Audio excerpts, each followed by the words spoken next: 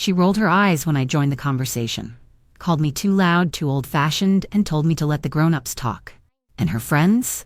They laughed, like I was a punchline at my own table. But what she forgot is that very table, I bought it. That roof above their heads, mine. Every tile, every beam, every single key still tied to my name. So I smiled, not because I liked it, but because I already knew something she didn't. And that day, I started walking toward the door, with the deed in my purse. Before I go any further, I just want to say thank you. Truly. If you're still here, sitting with me through this, it means something. It means you've probably felt it too. That sting when someone you love looks at you like a stranger, or worse, like a burden. So tell me where you're watching from. Are you in your kitchen? On a porch like mine? Maybe lying in bed with your heart a little heavy from the week? Wherever you are, I hope you know this. You're not alone. Sometimes the deepest cuts don't come from enemies. They come from the people we raised, the ones we gave everything to. And when they look at us like we're in the way, it can make you question every sacrifice, every sleepless night, every warm plate you ever handed over without asking for a single thank you. But I want you to know something. You're not invisible, and your story matters. So if you've ever been pushed aside at your own table, if you've ever been talked down to by someone who used to hold your hand to cross the street, leave your story in the comments. Speak it. Someone out there needs to hear it. This porch light, it stays on, for the ones who gave in silence and still ended up sitting in the shadows. My name's Loretta. I'm 74 years old, and I've lived most of my life in the same town where I was born. I married young, lost my husband young, and raised my daughter with nothing but grit, prayer, and hands that learned how to stretch a dollar so far, it came back looking like change. I worked 3 jobs, cleaned homes in the morning, stitched clothes in the afternoon, and cooked at a little diner overnight. Slept when I could, ate when I remembered, cried sometimes in between, but never in front of her. She was my joy, my reason. I wanted her to have everything I didn't. I never finished high school, but she got all the tutoring, all the books, all the field trip money, even when I had to lie to the landlord about the rent being late. There were times I walked to work in shoes with holes in them so she could have the ones that lit up when she ran. I skipped dinner more than once so she wouldn't see an empty plate and wonder if we were poor. But I didn't mind. I truly didn't. Every decision I made with her in mind. Every corner I cut, every night I stayed awake sewing, every dollar I saved in a tin can behind the stove, it was all so she could live easier than I did. And maybe, just maybe, that was my mistake. Because when you give someone the world without letting them feel the weight of it, sometimes they forget what it cost you to build it. It started slow. Like most things that break your heart do. She went off to college with 2 suitcases I bought on layaway, and a heart full of dreams I prayed over every night. I stood at that bus stop waving, not knowing that the little girl who once held my hand with both of hers wouldn't come back the same. At first I thought it was just growing up. You know, finding her own voice, her own rhythm. She started talking different, slicker, faster. She corrected the way I said certain words, like the way I've always spoken suddenly embarrassed her. She told me it was just how people talked now, that I needed to catch up with the times. She stopped calling me Mama and started calling me Ma. Like, shortening the words somehow made me feel less old, less out of touch. But I felt the distance anyway. Then came the friends. Loud, shiny people who dressed like every day was a runway. They looked at me with polite eyes and tight smiles, like they were doing charity, just being in the same room as me. I started noticing how she'd shift when I walked in, how her shoulders would stiffen, how she'd give me that smile. That one that says, "Please don't say anything weird." She started dressing different too. Not in a bad way, just in a way that told me she was trying to be someone else. I could see her working so hard to impress them, to keep up. And in the middle of all that trying, I could feel her letting go of everything we used to be. I didn't mind being behind the scenes. I've never needed applause. I was the kind of woman who clapped from the shadows. But what I didn't expect was to be erased. One minute you're the center of their little world. The next, you're standing in the doorway, holding a dish towel, watching them laugh at jokes you don't understand anymore. And you wonder, when did I become the stranger in my own story? It was a Friday evening. The house smelled like rosemary chicken and sweet butter rolls, both of which I started preparing before sunrise. I set the table early, polished every glass, laid out the good cutlery, the kind that only came out on birthdays and holidays. Even wiped down the baseboards, just in case. I wanted everything to shine for her guests. She had invited them all over for a dinner party. Just a casual gathering, she said. New friends from work, a few from the gym, someone she knew from college. I didn't mind. I was happy to help. I always was. I watched them walk in, one by one. Their shoes clicking on the tile I laid with my own hands years ago. Their voices bouncing off walls that I painted with rollers dipped in budget store cans. They looked around like they were stepping into something new, when everything in that house was soaked in old sacrifice. They brought wine, complimented the lighting, and joked about traffic. I smiled, handed out napkins, refilled glasses. I didn't say much, just played the role I'd gotten used to, background support. Dinner was served. We sat, they talked. She laughed with them in a way I hadn't seen in a long time, light and loud and free. I was glad she had joy. I truly was. But somewhere between the main course and dessert, I made the mistake of joining the conversation. One of the guests was talking about how parents need to stay out of their adult children's lives. I chuckled and said, "Well, some of us stayed in just long enough to make sure the roof didn't cave in." It was meant to be gentle, a soft nudge of humor. But she didn't take it that way. She rolled her eyes and said, "Oh, please, Ma, you're always talking like you lived in some war zone. Let the grown-ups talk." The table went silent for a second, just one breath. Then someone laughed, then another, and another. Even she laughed, not nervously, not kindly, but like it was funny, like I was funny. My heart didn't drop all at once. It cracked slowly. I looked at her, and in that moment, I saw someone who didn't recognize me anymore. Or worse, didn't care to. I sat still. I smiled. I nodded like everything was fine. But inside, something folded in on itself. Everyone laughed. Even the walls echoed with it. But I didn't. I excused myself, walked down the hallway that I had once danced her through as a toddler, picked up my coat, slipped my purse over my shoulder, and I left. No scene, no noise, just quiet. The kind of quiet that carries weight. She didn't even notice at first, but that was fine. Because what she didn't see was the deed sitting at the bottom of my purse. Still in my name, still mine. And that night she may have had her audience. But I had my answer. I walked back to my room that night, and every step down that hallway felt heavier than the last. The laughter faded behind me, but the ache it left lingered. It echoed deep in my chest like an old song I used to hum when the lights were off and the bills were due. I sat on the edge of my bed, didn't cry, didn't sigh, just sat, staring at the dresser across the room. That dresser had been mine since the early 70s, scratched up, one drawer a little crooked but solid, just like me. I opened the bottom drawer and reached toward the back, where the wood dips a little.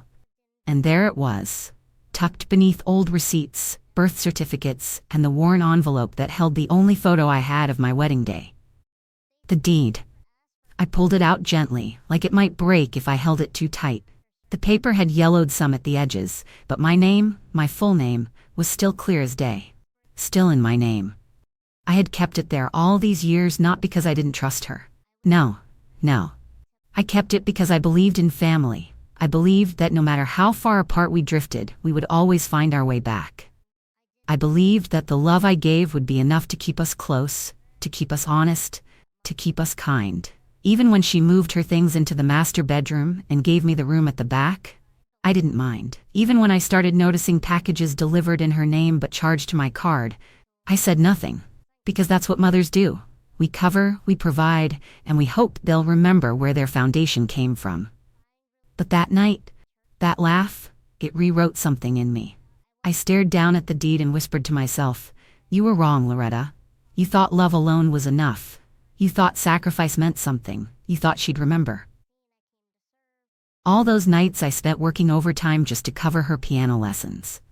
All those mornings I left her lunch packed with a note and a little heart.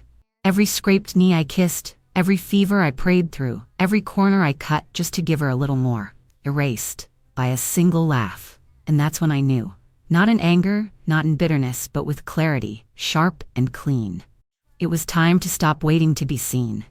Time to stop hoping for gratitude that wasn't coming. Time to take back what I built.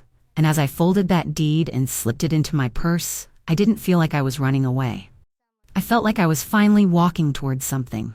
Dignity, peace, and maybe, just maybe, the beginning of the rest of my story.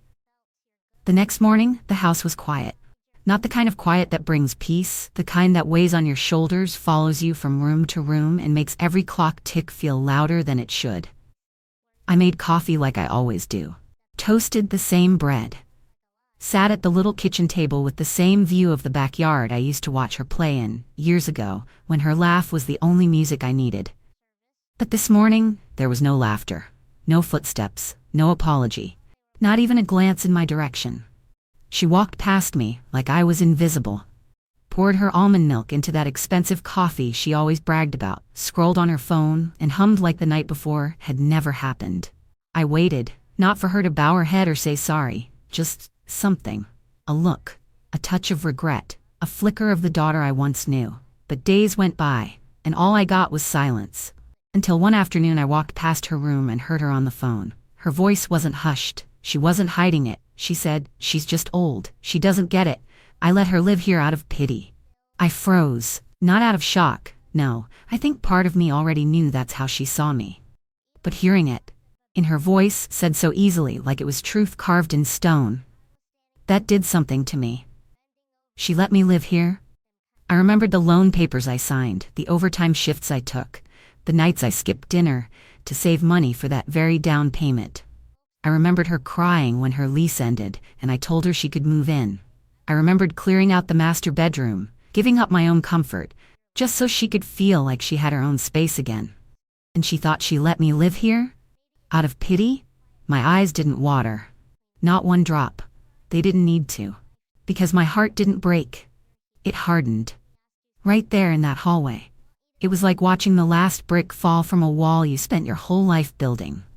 I stood there a moment longer, listening to her laugh with whoever was on the other end of that call. A carefree, soft laugh. Like the kind she used to give me, before the world told her I wasn't shiny enough to be proud of anymore. I turned and walked back to my room, closed the door gently, sat down on the edge of the bed, and I looked at my purse, where the deed was still folded, waiting.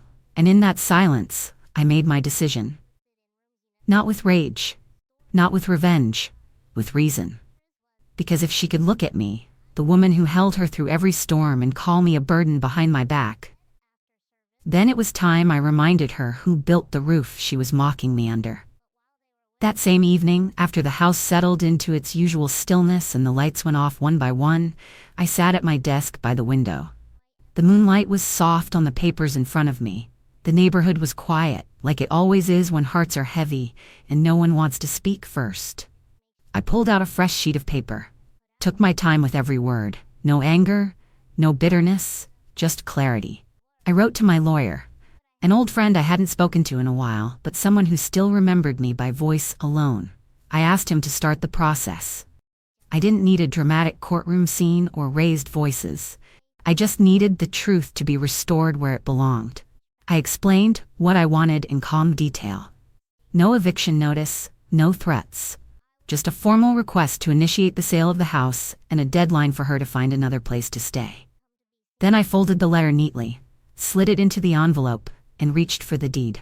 I held it in my hands a moment longer this time, ran my fingers over the signature. Mine, still mine, always had been. I slipped both into my purse, sat back for a moment. The room around me was dim but warm. This room had seen me through everything: grief, joy, loneliness, motherhood. And now, it was watching me let go. I didn't pack much, just a weekend bag, a few clothes, my old Bible, my wedding band, the picture of her in pigtails from the first day of kindergarten. I held it for a long while, then placed it gently between two shirts. Not out of spite, out of memory. When the clock struck 4:30 in the morning, I stood up. My joints ached, but my heart was light. I walked through the house not saying goodbye, but thanking each room in my own quiet way.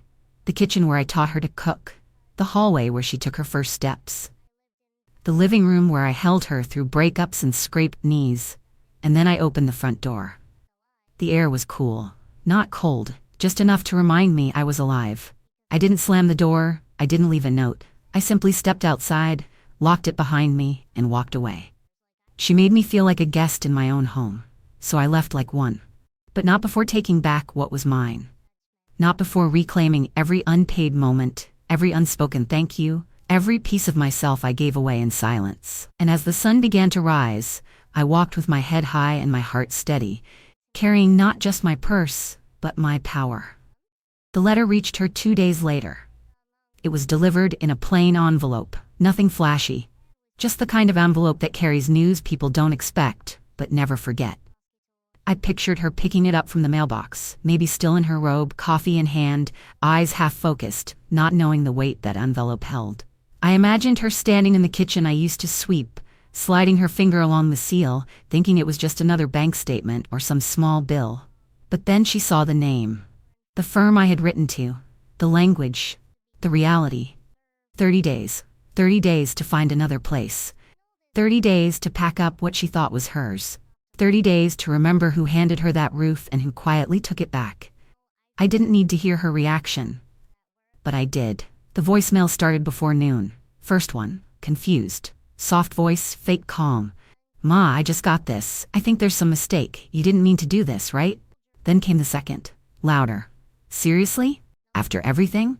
You're gonna kick me out like I'm nothing? Are you kidding me?" Then the third, screaming. "You're so dramatic, this is insane. You're punishing me over a joke? Grow up, Ma. You can't be serious." But I was, and I didn't say a word.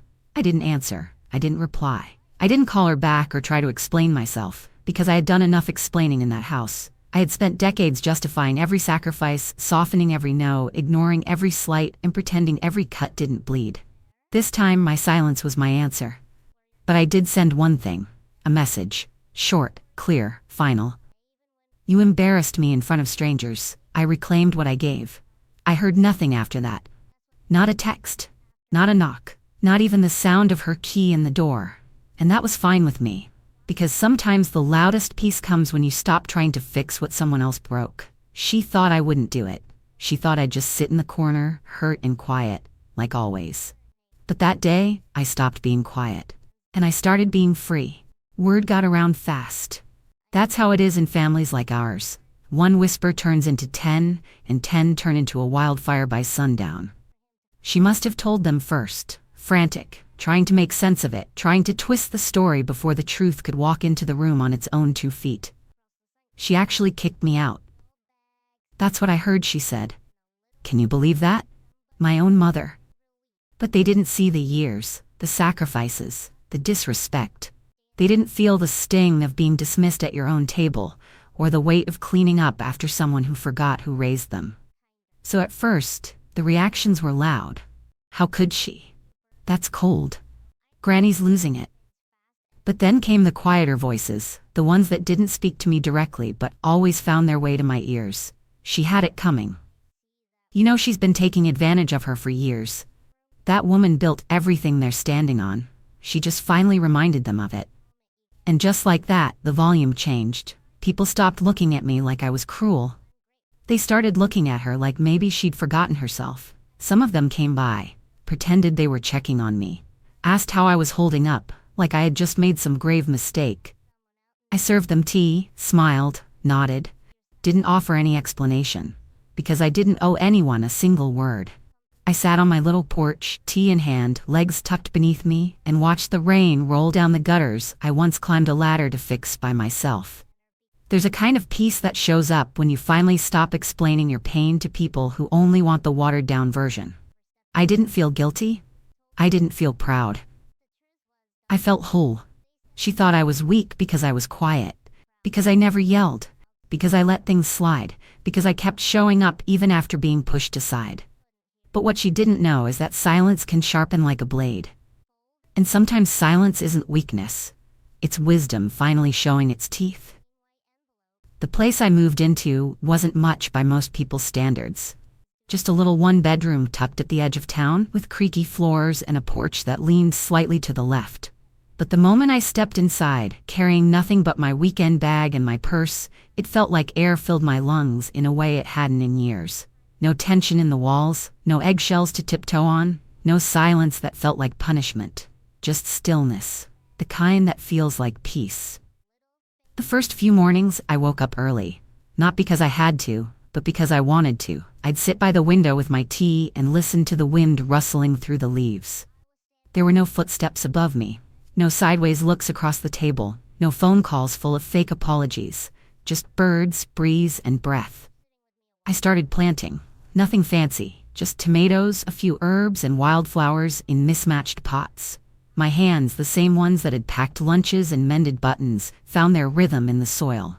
And with every seed I placed, I felt like I was planting pieces of myself back into the earth. A neighbor came by one afternoon, an older man with a crooked smile and a walking cane. He brought me a basket of peaches and told me his wife used to love dahlias.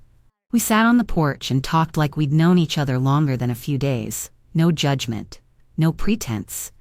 Just two people who understood what it meant to have been overlooked but still standing. One Sunday, I heard a knock. I opened the door, and there she was, my granddaughter. She didn't say much, just handed me a card she made with her own hands and hugged me so tight, I forgot for a moment how long it had been since someone held me like that.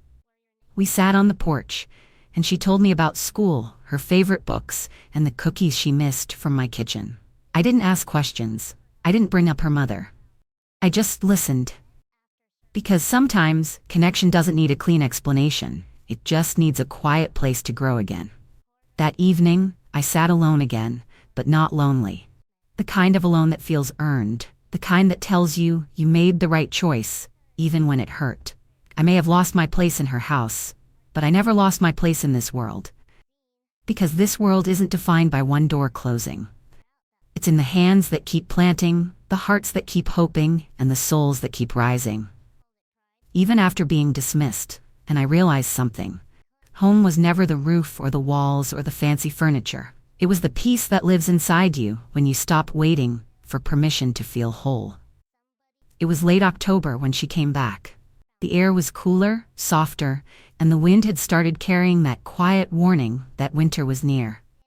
I was out front, pruning my little garden, humming an old song I hadn't thought about in years. My knees ached, but my spirit didn't. I heard the car pull up before I saw her. A fancy thing, newer than anything I ever drove. The door creaked open, then shut gently, like even the sound of her arrival was unsure. I didn't look up right away. I finished clipping the last flower, gathered the fallen leaves into a neat pile, and dusted the soil from my hands. Then I stood, wiped my palms on my apron, and turned. There she was, standing on the sidewalk like a visitor, hair neat, makeup light. But her eyes, those eyes told the truth. They weren't angry anymore, they were tired. Red at the edges, like she'd been up late too many nights trying to find the words. We stood like that for a long moment. She didn't rush forward, I didn't open my arms. Finally she walked up the steps, her heels tapped the wood like they were unsure if they belonged. She sat on the far end of the bench, her hands folded, eyes flickering between me and the floorboards. And then she spoke. I didn't mean it. Her voice cracked before she could steady it. I was stressed, I wasn't thinking, you took it too far. I didn't respond right away. I just watched her. The same face I once stayed up all night for, feverish and crying. The same voice that once called me from school, afraid to ride the bus alone. But something had shifted. Not just in her, in me. I reached for the teapot beside me and poured her a cup. Placed it gently on the table between us. Then I said, "No, sweetheart, you meant every word, and I remembered every one." She looked away, blinked fast. I think she wanted me to let her off the hook, to make it all okay with one hug. One smile, one magic mama fix-it-all line. But I didn't move, because I had already done the fixing for too many years. She sipped her tea in silence. I did too. And for a long time, the only sound was the wind rustling the trees and the creak of the rocking chair I sat in. She tried again, told me about how hard things had been, how she felt overwhelmed, misunderstood, how she didn't know what she was doing half the time and just wanted to feel grown. I listened. I didn't interrupt, but I didn't comfort her either, because this time she needed to sit with what she'd done. She needed to feel the echo of the silence she once gave me. She needed to know what it felt like to reach out and be met with polite distance. Not punishment. just reality. When people show you they can throw you aside, sometimes the only way they learn the weight of that choice is by watching you keep walking without turning back. She sat on my porch like a stranger, and for once, I let her feel what she made me feel. I didn't close the door, but I didn't open my arms either, because forgiveness is a gift, not a guarantee. And trust is earned back one moment at a time, not begged for in a single visit. We sat there until the sun dipped below the trees. She stood eventually, said goodbye softly, and walked back down the steps. And I just sat. Not in sorrow, not in anger, but in truth. Because love doesn't mean letting someone tear you down twice, just because they say they didn't mean it the first time. And peace? Peace means knowing when to listen, and when to finally be still. Ever been told to let the grown folks talk, while sitting in the house you worked your whole life to pay off? Ever poured your love into every meal, every memory, every corner of a home, only to be treated like background noise at your own table? They laughed, they whispered, they pushed me aside like I was something outdated, something in the way. But I didn't shout, I didn't argue, I didn't beg to be seen, I just stood up. Because sometimes, the most powerful thing you can do is leave quietly with everything they thought you'd never take back. I didn't raise my voice, I raised my standards, and now I sit on this porch, not in pain, but in peace. So tell me, have you ever been dismissed by the very people you carried? Have you ever been erased from a room you helped build? Then tell your story below. Speak it. Own it. Let someone else feel a little less alone tonight. And if this touched you, subscribe to Granny Stories. This porch light stays on, for the ones who were moved aside, but never moved on. See you on the next video.